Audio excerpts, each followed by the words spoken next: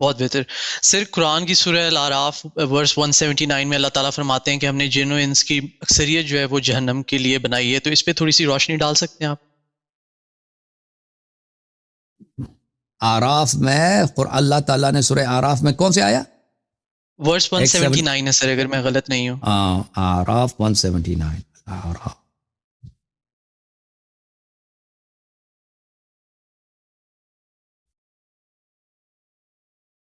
بسم اللہ الرحمن الرحیم.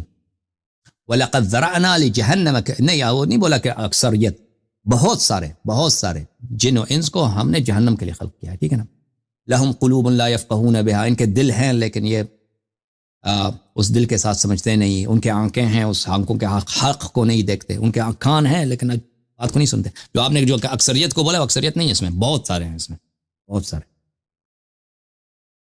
یہ میجورٹی کو نہیں شو کرتا کہ سر؟ نہیں میجورٹی کی بات نہیں.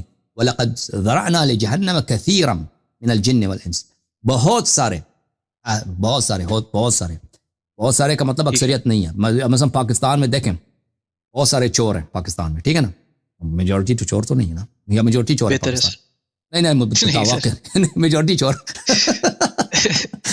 یہ مثال ہم نے غلط دی ہے بھائی، کیونکہ پاکستان میں جتنے افسر ہیں وہ تو میجورٹی چور ہے، ٹھیک ہے. پولیس افسر جتنے میجورٹی چور، وزیر آتے ہیں میجورٹی چور ہے. مثال کوئی اور دیتے ہیں. پاکستان میں دیکھیں بہت سارے کیا ہیں، بہت سارے کرسچنز ہیں، لیکن کرسچنز کی اکثریت تو نہیں ہے. جی سر. ہاں. اچھا سر، میرا اگلا کوشچن ہے، یہ جو کچھ لوگ قرآن سے نیومرولوجی کا علم نکالتے ہیں، نہیں وہ ایسے وہ بکواس ہے بھائی. ٹھیک ہے. وہ نمبر مینیپولیٹ کرنا ہے نا بھائی. آپ بھائی دیکھیں، آپ کو پتہ چل جاتا ہے کہ مثلا 20 نمبر میں کسی چیز سے ملتا ہے، تو وہ آپ کو قرآن میں 20 نمبر کہیں سے تو آپ نکالیں گے نا. وہ ایڈ کر کے، اگر میرا مقصد یہ ہو کہ میں نے نمبر 20 کو کہیں قرآن سے دکھا دینا، وہ تو مجھے بہت سارے آیات ملیں گے 20 نمبر پہ، ٹھیک ہے نا. پھر میں کہہ دوں اس کا مراد یہ ہے، اللہ کا ارادہ یہی ہے کہ اللہ نے یہ کہا. وہ ایک ایسی چیز ہے، ایسے بنامتی چیز ہے، اور اس میں سے وہ غلط معنی بھی آپ نکال سکتے ہیں.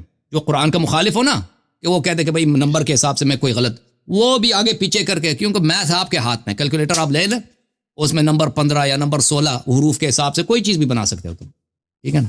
جی سر. بہتر ہے سر. سر اسی سے ریلیٹڈ جو لوگ ایسٹرالوجی سے پریڈکشنز کرتے ہیں، یہ حلال ہے یا یہ فوربیڈن ہے؟ یہ ہے کہ ان کے بات کا اعتماد، اہل بیت علیہ السلام کا حدیث میں مجھے یاد آتا ہے کہ ان کے بات کا کوئی اعتماد نہیں ہے. صحیح ہے. ٹرسٹ نہیں ہے. وہ اس طرح نہیں ہے کہ وہ ان کی سب باتیں غلط ہیں.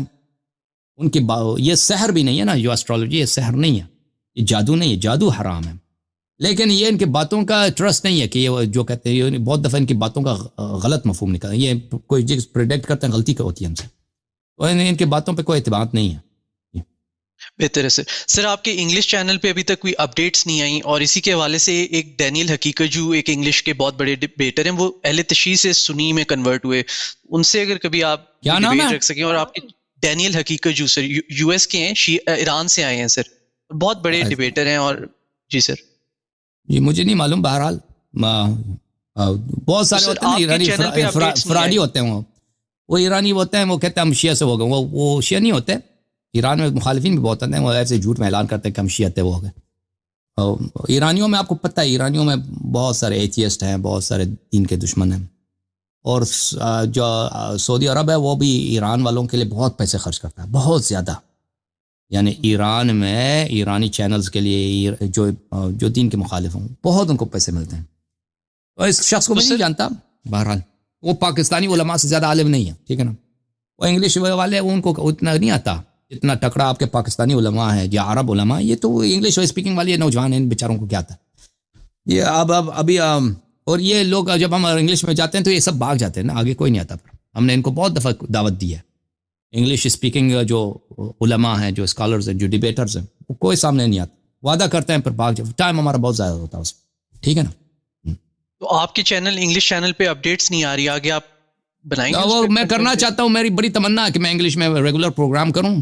لیکن یہ مشکل یہ ہے کہ میں یہاں پر کیونکہ کام میں دیکھیں وہ مین پاور کی ضرورت ہوتی ہے، اس میں بہت ساری چیزوں میں ہیلپ کی ضرورت ہوتی ہے.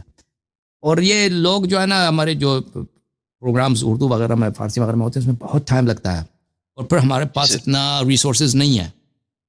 کہ پھر ہم مزید پروگرامز کریں. تو اگر میرے پاس مین پاور ہوتا کہ میرے پاس 2-3 امپلائیز مزید ہوتے, ٹھیک ہے نا, 2-3 امپلائیز ہوتے جن کو میں تنخواہ دے دوں تو ان سے کام نکالوں, تو پھر یعنی بہت سارے کام ایسے ہوتے ہیں انسان اگر وہ خود کرے اس میں ٹائم لگتا ہے, ٹیکنیکل کامز ہوتے ہیں, بہت سارے کام ہوتے ہیں.